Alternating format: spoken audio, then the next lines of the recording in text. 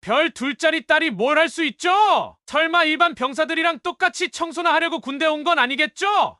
아니면 다른 특기라도 있으세요? 깊은 밤 익명의 쪽지를 받고 창고로 향한 이다은은 비리 증거 USB를 발견하는 순간 함정임을 깨달았고 나타난 백형민 중사는 야밤에 군수품 절도 현장을 다 찍었습니다며 협박하기 시작했습니다.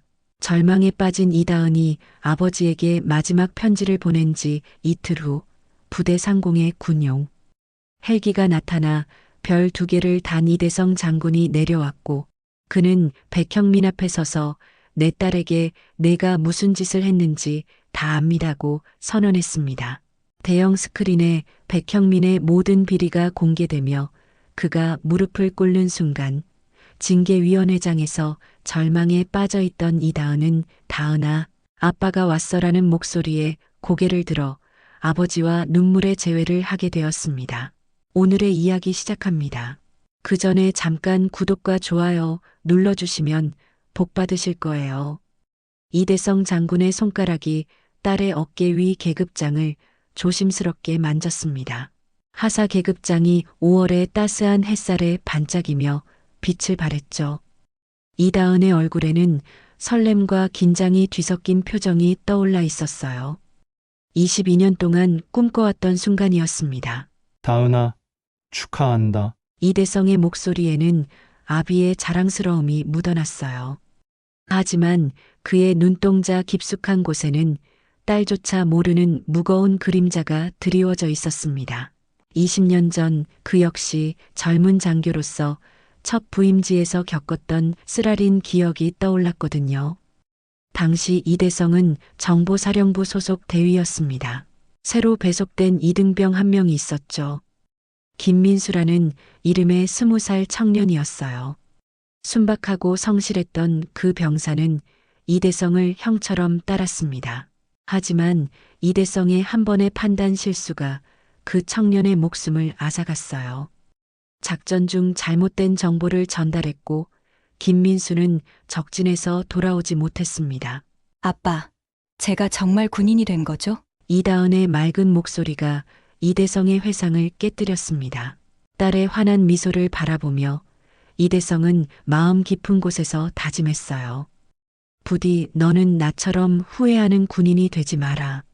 너는 누구도 잃지 않는 군인이 되어다오. 그래, 이제 진짜 군인이다. 이대성은 딸의 머리를 쓰다듬으며 말했습니다. 하지만 기억해라. 군인의 첫 번째 임무는 부하를 지키는 것이고, 두 번째 임무는 동료를 보호하는 것이다. 이 두 가지를 잊으면 안 된다. 이다은은 고개를 끄덕이며 아버지의 말을 가슴에 새겼어요. 하지만 그때의 그녀는 몰랐습니다. 자신이 곧 직면하게 될 현실이 아버지의 경고보다 훨씬 잔혹할 거라는 사실을 말이죠. 부임 전날 밤, 이대성은 서재에서 오래된 서랍을 열었습니다. 그 안에는 핏자국이 말라붙은 손수건 하나가 들어 있었어요. 김민수가 마지막으로 남긴 것이었습니다. 이대성은 그 손수건을 꽉 쥐며 중얼거렸죠. 민수야, 이번엔 내가 지켜낼게. 다은이만큼은 절대 잃지 않겠다. 이다은이 자대에 도착한 첫날, 생활관 안은 묘하게 조용했습니다. 평소라면 들려야 할 선임들의 웃음소리나 농담소리가 전혀 들리지 않았어요. 대신 어색한 침묵만이 공간을 가득 메우고 있었죠. 이다은은 가방을 내려놓으며 주변을 둘러봤습니다. 새로 온 하사님이시네요. 한 선임이 조심스럽게 다가와 인사를 건넸어요. 하지만 그의 표정에는 어딘지 모를 긴장감이 서려 있었습니다. 저는 김소영 상병입니다. 안녕하세요. 이다은 하사입니다. 이다은이 밝게 웃으며 답했지만 김소영 상병은 고개만 끄덕이고 다시 자리로 돌아갔어요. 다른 동료들도 마찬가지였습니다. 인사만 간단히 주고받을 뿐 더 이상의 대화는 이어지지 않았죠. 그때 생활관 문이 거칠게 열리며 한 남자가 들어왔습니다. 백형민 중사였어요. 키가 크고 어깨가 넓은 그는 걸음걸이부터 남달랐습니다. 마치 이곳의 주인이라는 듯 당당하게 걸어와 이다은 앞에 섰죠. 오, 소문의 그 하사님이시네요. 백형민의 목소리에는 조롱하는 기색이 역력했습니다. 별둘 아버지 백으로 들어온 거 맞죠? 이다은의 얼굴이 순간 굳었어요. 아버지의 계급을 언급하는 방식이 예의에 어긋났지만 선임이라는 이유로 쉽게 반박할 수도 없었습니다. 네, 이다은 하사입니다. 참 운이 좋으시네요. 아버지 덕분에 편하게 군 생활하실 수 있겠어요. 백형민은 비웃음을 지으며 말했습니다. 주변 동료들은 모두 고개를 숙이고 있었어요. 아무도 감히 백형민의 말에 이의를 제기하지 않았습니다. 이다은은 참았습니다. 첫날부터 선임과 갈등을 빚고 싶지 않았거든요. 하지만 백형민의 시선은 계속해서 그녀를 따라다녔어요. 마치 먹잇감을 노리는 맹수처럼 말이죠. 저녁 시간이 되자 식당에서도 비슷한 상황이 반복됐습니다. 이다은이 식판을 들고 자리를 찾으려 하자 백형민이 일부러 큰 소리로 말했어요. 아, 하사님은 특별 대우 받으셔야 하는데 우리랑 같은 음식 드셔도 되나요? 다른 병사들은 웃지도 못하고 어색하게 고개만 숙였습니다. 그 중에서 유일하게 문재훈 일병만이 이다은을 바라보며 미안한 표정을 지었어요. 하지만 그 역시 아무 말도 하지 못했습니다. 그날 밤 이다은은 잠들지 못했습니다. 아버지가 해준 말들이 계속 머릿속을 맴돌았어요. 부하를 지키고 동료를 보호하라던 그 말들이 지금은 너무나 무겁게 느껴졌습니다. 자신조차 보호받지 못하는 상황에서 남을 지킨다는 것이 과연 가능할까요?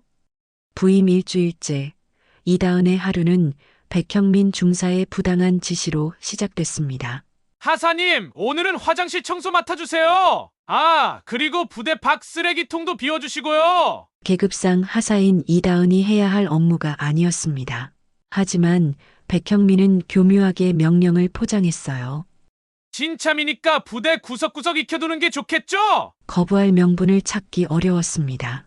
화장실 청소를 하는 이다은의 모습을 본 다른 동료들은 고개를 돌렸어요. 모두 알고 있었습니다. 이것이 정당한 업무 분담이 아니라는 것을 말이죠. 하지만 아무도 나서지 않았습니다.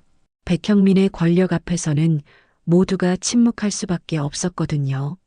점심시간에도 괴롭힘은 계속됐습니다. 하사님, 밥 먹을 시간 있으세요? 아직 부대 뒤편 잡초 제거 안 끝났는데요. 백형민은 일부러 식사 시간을 빼앗으려 했어요. 이다은은 허겁지겁 밥을 먹고 다시 작업장으로 향해야 했습니다. 오후 업무 시간에는 더욱 노골적인 괴롭힘이 시작됐어요. 하사님, 혹시 아버지한테 전화해서 우리 부대에 예산 좀 더 배정해달라고 해주실 수 있나요? 백형민의 말에 주변 병사들이 웃음을 터뜨렸습니다. 이다은의 얼굴이 붉어졌어요.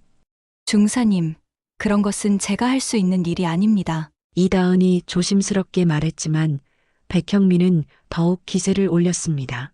아, 그래요? 그럼 별 둘짜리 딸이 뭘 할 수 있죠? 설마 일반 병사들이랑 똑같이 청소나 하려고 군대 온 건 아니겠죠? 성희롱에 가까운 발언이었습니다. 아니면 다른 특기라도 있으세요? 이다은은 주먹을 꽉 쥐었습니다. 하지만 참았어요. 아버지가 되었던 말이 떠올랐거든요. 군인은 감정을 다스릴 줄 알아야 한다고 했던 그 말이요. 저녁 무렵 문재훈 일병이 조용히 이다은에게 다가왔습니다. 하사님, 괜찮으세요? 그의 목소리는 진심 어린 걱정으로 가득했어요. 네, 괜찮습니다. 이다은은 억지로 웃어 보였지만 문재훈은 속을 수 없었습니다. 저도 예전에 비슷한 일을 겪었어요.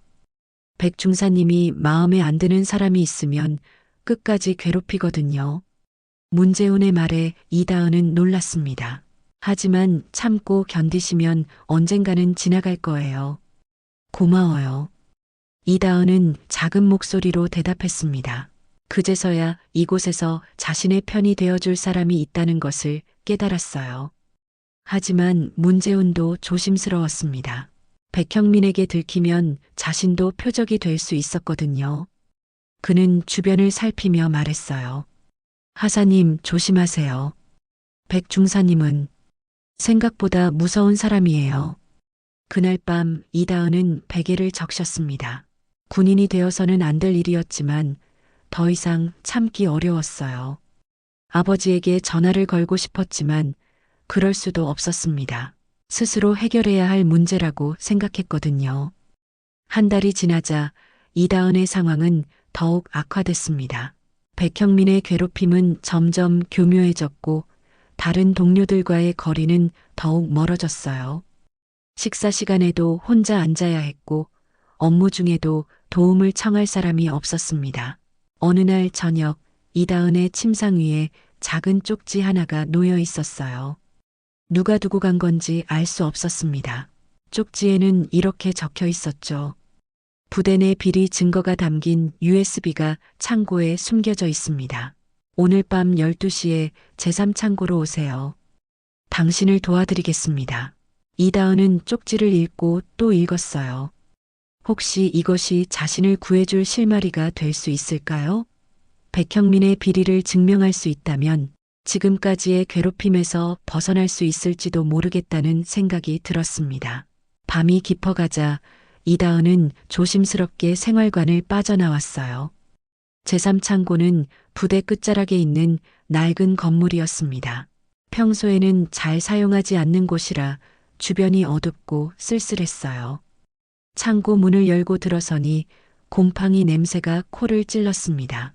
손전등을 켜고 주변을 살피던 이다은은 구석진 곳에서 작은 상자를 발견했어요. 상자를 열어보니 정말로 USB 하나가 들어 있었습니다. 찾았다. 이다은은 작은 환호성을 내질렀어요. 하지만 바로 그때 창고 문이 크게 열리며 손전등 불빛이 쏟아져 들어왔습니다. 누가 있나? 익숙한 목소리였어요. 백형민 중사의 목소리였습니다. 이다은은 순간 얼어붙었어요. 어떻게 백형민이 이곳에 나타난 걸까요? 오, 이다은 하사님이시네요. 백형민이 비웃음을 지으며 창고 안으로 들어왔습니다. 야밤에 여기서 뭐 하시는 거예요? 저는 이다은은 말을 제대로 잇지 못했어요. 손에 쥔 USB가 뜨겁게 달아올랐습니다. 설마 군수품 절도하려는 건 아니겠죠? 백형민의 표정이 싸늘하게 변했어요. 아, 그 USB는 뭐죠? 혹시 부대 기밀 정보라도 빼내려던 건가요? 이때 이다은은 깨달았습니다.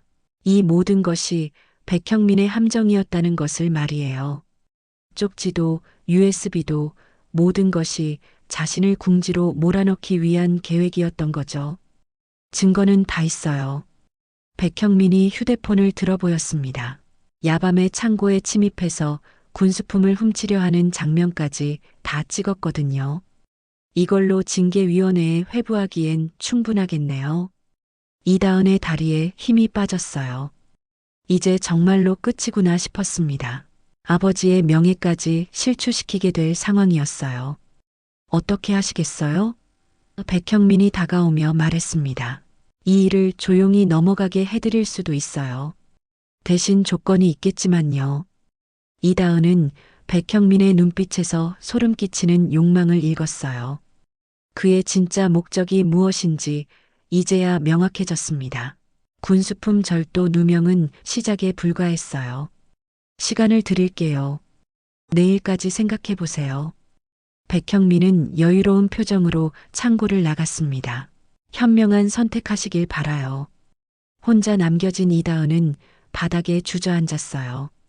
절망감이 온몸을 덮쳤습니다. 이제 정말로 어떻게 해야 할지 모르겠었어요. 다음 날 아침, 이다은은 창백한 얼굴로 아침 점호에 참석했습니다. 백형민은 평소와 다름없이 업무를 진행했지만 이따금 이다은을 바라보는 눈빛에는 승리감이 서려 있었어요. 마치 이미 게임이 끝났다는 듯한 표정이었습니다. 하사님, 오늘 업무 배정 받으러 오세요. 백형민이 다른 동료들 앞에서 말했어요. 겉으로는 평범한 업무 지시처럼 보였지만 이다은에게는 최후 통첩이나 다름없었습니다. 점심시간, 이다은은 식사도 거른 채 빈 교실에 홀로 앉아 있었어요. 머릿속이 복잡했습니다. 백형민의 조건을 받아들일 수도 없고 그렇다고 누명을 쓰고 징계를 받을 수도 없었거든요. 아버지의 얼굴이 떠올랐어요. 실망한 아버지의 모습을 상상하니 가슴이 미어질 것 같았습니다. 문재훈 일병이 조심스럽게 교실로 들어왔어요. 하사님, 식사 안 하세요? 그의 목소리에는 진심 어린 걱정이 묻어났습니다. 괜찮아요. 이다은은 고개를 들지 못했어요. 문재훈에게조차 이 상황을 털어놓을 수 없었습니다. 하사님, 문재훈이 주변을 살피며 작은 목소리로 말했어요. 혹시 백 중사님이 또 뭔가 시키셨나요? 어제 밤늦게 나가시는 걸 봤거든요. 이다은은 깜짝 놀라며 문재훈을 바라봤어요. 그도 알고 있는 건가요? 저도 예전에 비슷한 일이 있었어요. 문재훈의 목소리가 떨렸습니다. 백 중사님은 약점을 잡으면 끝까지 이용하려고 해요. 하지만 혼자서는 감당하기 어려워요. 그럼 어떻게 해야 하죠? 이다은이 절박하게 물었어요. 문재훈은 잠시 망설이다가 말했습니다. 가족분께 도움을 청하는 것도 방법이에요. 특히 하사님은 아니에요. 이다은이 고개를 저었어요. 아버지한테는 절대 말할 수 없어요. 제가 해결해야 할 문제예요. 하지만 오후가 되자 상황은 더욱 악화됐습니다. 백형민이 이다은을 부대장실 앞으로 불렀어요. 어떻게 생각해 보셨어요?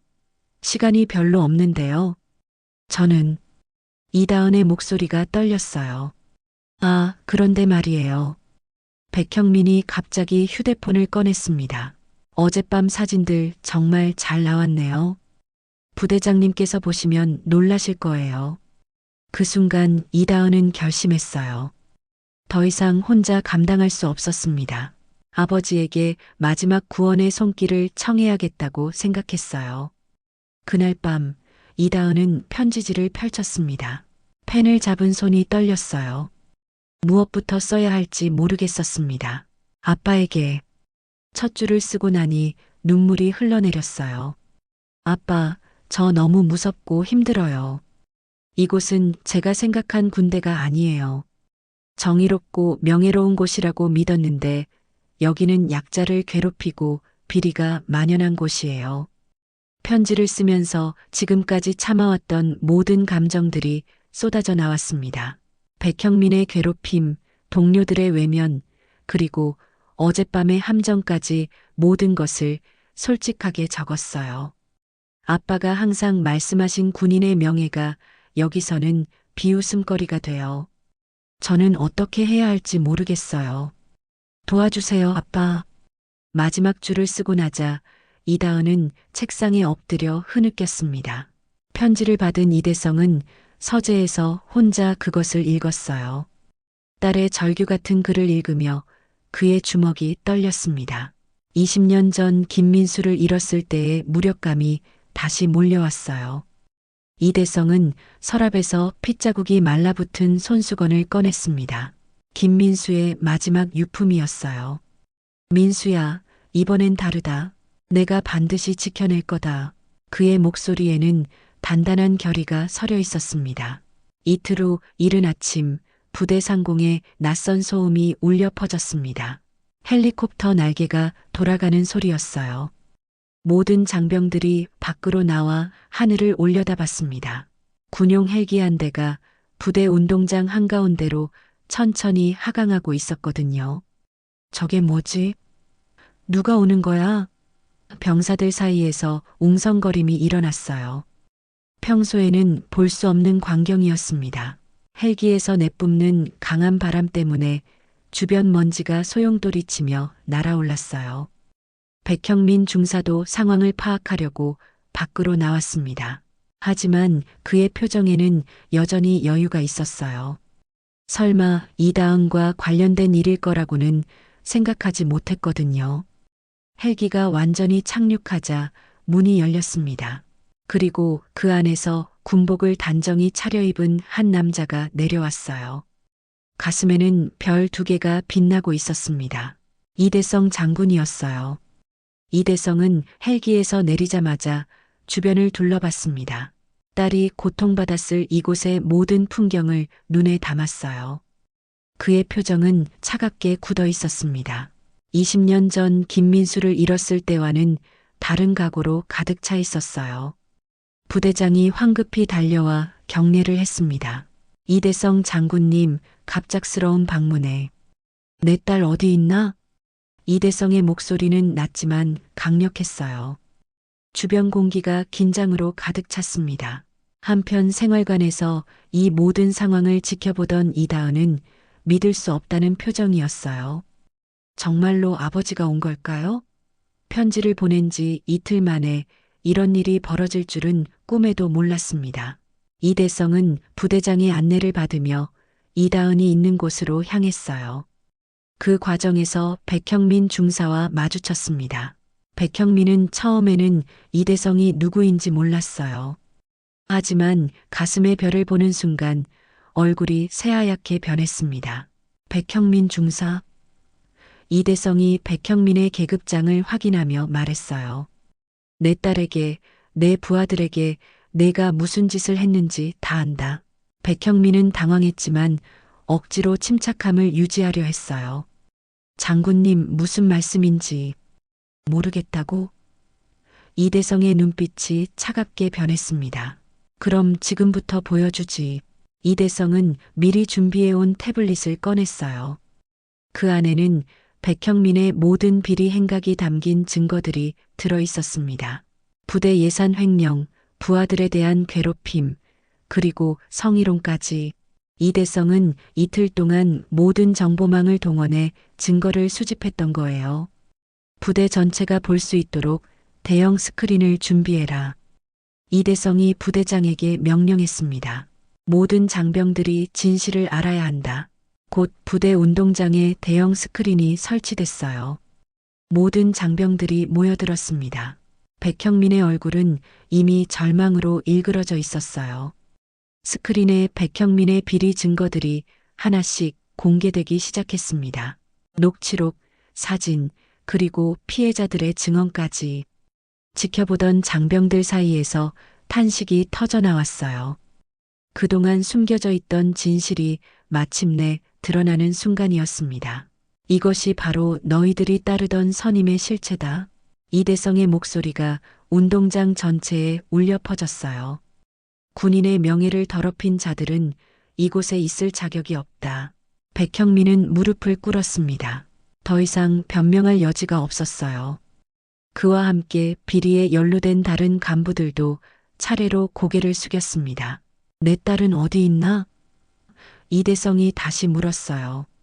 이제 정의를 실현했으니 가장 중요한 일이 남아 있었습니다. 징계위원회장은 부대 본부 건물 2층에 있었습니다. 넓은 회의실 한편에는 길고 무거운 나무 테이블이 놓여 있었고 그 앞에 작은 의자 하나가 덩그러니 놓여 있었어요. 바로 그 의자에 이다은이 고개를 숙이고 앉아 있었습니다. 어제 백형민이 제출한 고발장 때문에 긴급 징계위원회가 소집된 상황이었어요. 군수품 절도 혐의, 부대 기밀 유출 시도 등의 내용이 적혀 있었습니다. 물론 모든 것이 조작된 내용이었지만 증거라고 제시된 사진과 영상들은 그럴듯해 보였어요. 이다은은 운동장에서 벌어진 상황을 전혀 알지 못했습니다. 아침 일찍부터 징계위원회장에 불려와 대기하고 있었거든요. 마음은 이미 체념으로 가득 차 있었어요. 아버지에게 편지를 보냈지만 이미 늦어버린 것 같았습니다. 정말로 끝이구나. 이다은은 속으로 중얼거렸어요. 군인이 되겠다는 꿈, 아버지를 자랑스럽게 해드리겠다는 다짐, 모든 것이 무너져 내리는 기분이었습니다. 그때 회의실 문이 열렸어요. 이다은은 고개를 들지 않았습니다. 어차피 자신을 심판할 사람들이 들어오는 거라고 생각했거든요. 하지만 들려오는 발걸음 소리가 뭔가 달랐어요. 힘차면서도 따뜻한 느낌이었습니다. 다은아. 익숙한 목소리가 들렸어요. 이다은은 깜짝 놀라며 고개를 들었습니다. 믿을 수 없었어요. 정말로 아버지가 서 있었습니다. 이대성은 딸의 모습을 보는 순간 가슴이 무너지는 것을 느꼈어요. 한 달 사이에 이렇게 많이 야위어버린 딸의 모습이 너무나 안쓰러웠습니다. 그동안 얼마나 힘들었을까요? 아빠, 이다은의 목소리가 떨렸어요. 꿈을 꾸는 건 아닐까 싶었습니다. 이대성은 말없이 딸에게 다가갔어요. 그리고 조심스럽게 이다은을 안아주었습니다. 다은아, 이제 괜찮다. 아빠가 왔어. 그 순간 이다은의 눈에서 눈물이 쏟아져 내렸어요. 지금까지 참아왔던 모든 감정들이 한꺼번에 터져 나왔습니다. 아빠, 정말 무서웠어요. 어떻게 해야 할지 몰랐어요. 미안하다, 다은아. 이대성의 목소리도 떨렸어요. 내가 너를 혼자 두어서 미안하다. 이제 다 끝났어.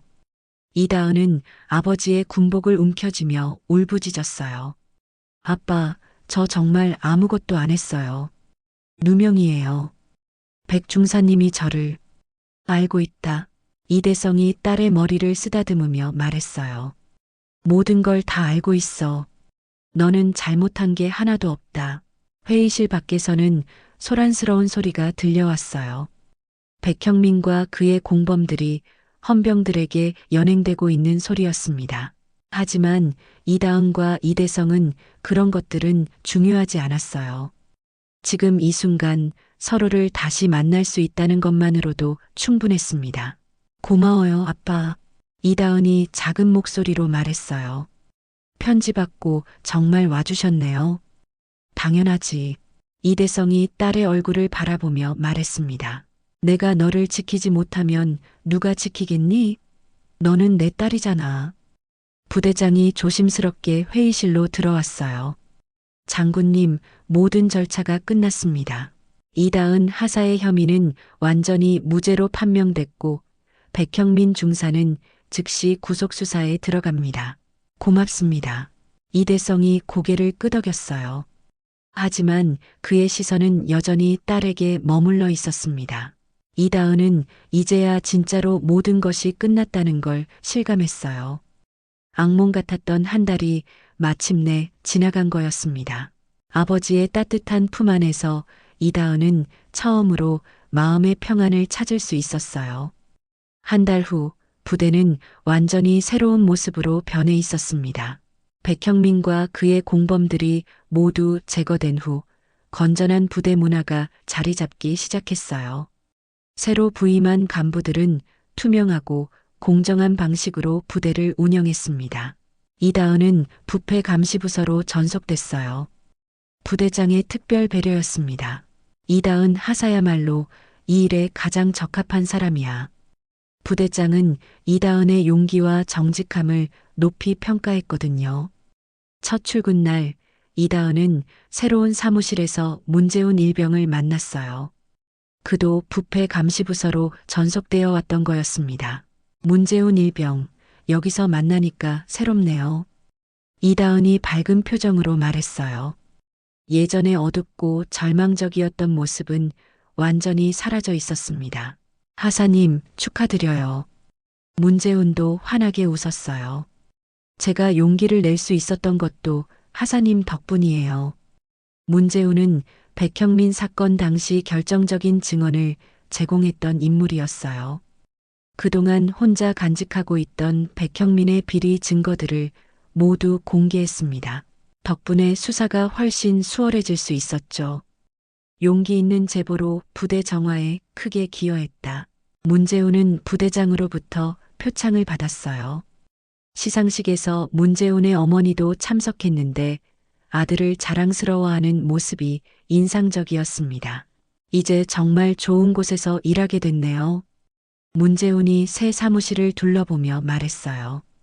앞으로 다른 후배들은 우리가 겪었던 일을 당하지 않을 거예요. 이다은도 고개를 끄덕였습니다. 그래야죠. 우리가 지켜야 할 사람들이 많으니까요. 한편 이대성은 국립현충원을 찾았어요. 20년 전 자신의 실수로 목숨을 잃은 김민수 병사의 묘역이었습니다. 묘비 앞에 무릎을 꿇고 앉은 이대성은 오랫동안 말이 없었어요. 민수야, 늦었지만 이제야 약속을 지켰다. 이대성의 목소리가 바람에 흩어졌습니다. 다은이는 절대 울지 않을 거야. 내가 못다한 꿈을 대신 이뤄줄 거고. 묘비 옆에는 작은 국화 한 송이가 놓여 있었어요. 이대성이 가져온 것이었습니다. 그는 주머니에서 핏자국이 말라붙은 손수건을 꺼냈어요. 20년 동안 간직해온 김민수의 마지막 유품이었습니다. 이제 너에게 돌려줄게. 이대성이 손수건을 묘비 앞에 조심스럽게 놓았어요. 고마웠어, 민수야. 내가 있어서 내가 다은이를 지킬 수 있었어. 그날 저녁 이다은은 아버지와 함께 조용한 식사를 했어요. 부대 근처 작은 식당이었습니다. 두 사람 사이에는 따뜻하고 평온한 분위기가 흘렀어요. 아빠, 정말 고마워요. 이다은이 진심을 담아 말했어요. 아빠가 아니었다면 저는. 그런 말하지 마라. 이대성이 딸의 말을 가로막았습니다. 내가 용기 있게 편지를 보내줘서 고마운 건 나다. 혼자 끙끙 앓다가 더 큰일 날 뻔했잖아. 앞으로는 어떤 일이 있어도 혼자 해결하려 하지 않을게요. 이다은이 약속했어요. 동료들과 함께, 그리고 아빠와 함께요. 이대성은 만족스러운 미소를 지었습니다. 딸이 진정한 군인으로 성장하고 있다는 것을 느낄 수 있었어요.